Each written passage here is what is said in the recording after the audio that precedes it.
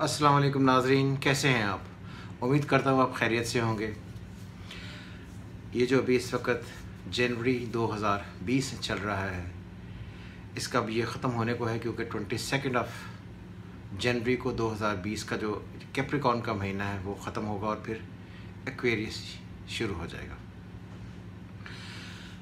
और एक्वेरियस जो है ये फरवरी में काउंट होता है, यानी कि जो फरवरी 2020 है हम इसे एक्वेरियस कहते हैं। कैप्रिकॉर्न 22 जनवरी को ख़त्म होता है। 22 जनवरी से लेकर 22 फरवरी तक जो टाइम चलेगा ये एक्वेरियस का टाइम है।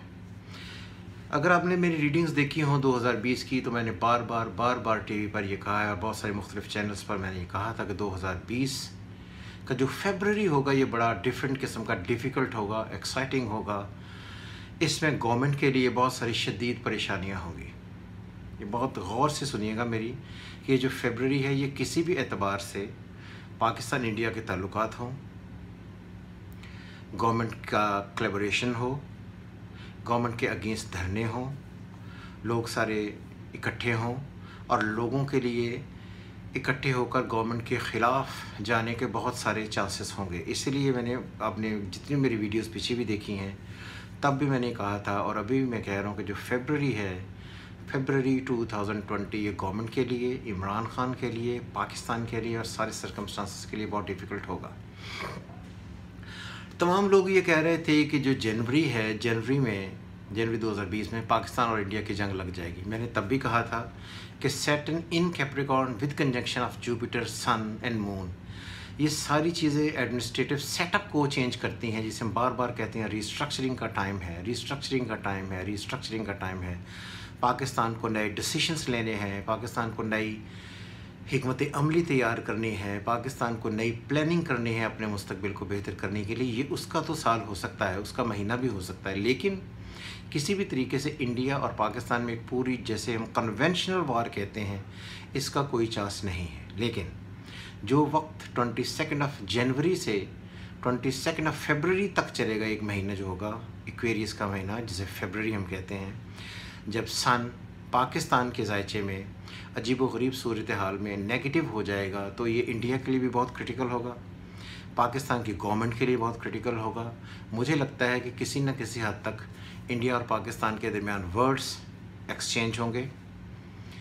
ऐसे बयानात आ सकते हैं जिनकी वजह से ताल्लुकात में ख़राबियाँ हों, पाकिस्तान अपने रिलेशनशिप को लेकर इंडिया से और क्रिटिकल हो। जिस तरह पहले अगर आप देखें जो फरवरी पिछला गुजरा है उसमें कुछ सर्जिकल स्ट्राइक्स हुई थी, इंडिया ने करने की कोशिश की थी, जिनका पाकिस्तान ने भरपूर जवाब दिया था। इस किस्म की कोई ऐसी एफर्ट या ऐसी अटेम्प्ट की जा सकती है इंडिया की वजह से, जो इंडिया की तरफ से जो पाकिस्तान के लिए निस्बतन क्रिटिकल सिचुएशन का पेश खैमा बन सके। फरवरी में इसलिए बार बार कहता हूँ कि क्रिटिकल होगा, टफ़ होगा, क्योंकि उस वक्त पाकिस्तान की गवर्नमेंट से रिलेटेड भी इश्यूज़ बहुत सारी हाईलाइट हो रहे होंगे। ऊपर से इंडिया हमें दबाव की तरफ लेकर जा रहा होगा, हमें अपने अंदर खलफशार काफ़ी सारा नज़र आएगा, सियासी पार्टियां आपस में टकराएंगी, एक दूसरे के ख़िलाफ़ यूनियन टूटती हुई नज़र आएगी। इसीलिए हमें इस ख़ास महीने में पाकिस्तान के साथ खड़े होना है हर हाल में। हम सब पाकिस्तानी हैं, कोशिश ये करें कि जहाँ जहाँ पाकिस्तान है, जहाँ जहाँ पाकिस्तानियत है, ये सारा सेक्टर बहुत अच्छे तरीके से बेहतर हो, हमें पाकिस्तान का साथ देना है। फिर मैं ये आपको कहूँ कि ये 2020 जो जनरली बहुत अजीबोगरीब किस्म का साल है, जिसे 2020 भी कहते हैं, तो मैंने पहले भी कहा था कि ये आपको 2020 आपको 2020 की तरह ही खेलना पड़ेगा। से मुराद ये कि हर रोज़ ये जो पहले 4-5 महीने हैं और स्पेशली अप्रैल 22 तक का ये जो टाइम है, ये बहुत सारा दबाव वाला होगा। इसमें हमें गवर्नमेंट को लेकर और पाकिस्तान को लेकर स्ट्रेटजी प्लान करनी होगी और हुकूमत को ये चाहिए, अगर उनमें से कोई भी मेरी ये आवाज़ सुने, कि वो इस ख़ास दौर में अपने प्लानिंग्स, अपने डिसीशंस, अपने कोलैबोरेटर्स, अपने साथियों को पूरी तरीके से जोड़ने की कोशिश करें। इस ख़ास वक्त में कोई ऐसी रिबेलियस एक्टिविटीज़ हो सकती हैं जिनकी वजह से वो तमाम लोग जो पाकिस्तान के दोस्त नहीं हैं, पाकिस्तान के ख़िलाफ़ एक्टिविटी करने लगें। यह मैं ये भी बात कहता चलूँ कि आपने देखा था एक धरना पीछे हुआ था, वो जो चले गए थे। इस महीने यानी कि फरवरी में बहुत सारे चांसेस हैं कि वो धरना दोबारा से आए और एक नई क्योस क्रिएट किया जाए। इसलिए मेरे एतबार से, मेरी रीडिंग के एतबार से पाकिस्तान के लिए, पाकिस्तान की गवर्नमेंट के लिए, एडमिनिस्ट्रेशन के लिए, मैनेजमेंट के लिए फरवरी 2020 बहुत दबाव वाला होगा। और कहीं ना कहीं बहुत शदीद दबाव बर्दाश्त करने के बाद हम इस फेज़ में से फरवरी के बाद, यानी कि 22 फरवरी के बाद इंशाल्लाह निकल आएंगे और फिर आहिस्ता आहिस्ता बेहतरी की तरफ टाइम लगेगा, टाइम बेहतरी की तरफ हम जाएंगे, पाकिस्तान बेहतरी की तरफ बढ़ेगा।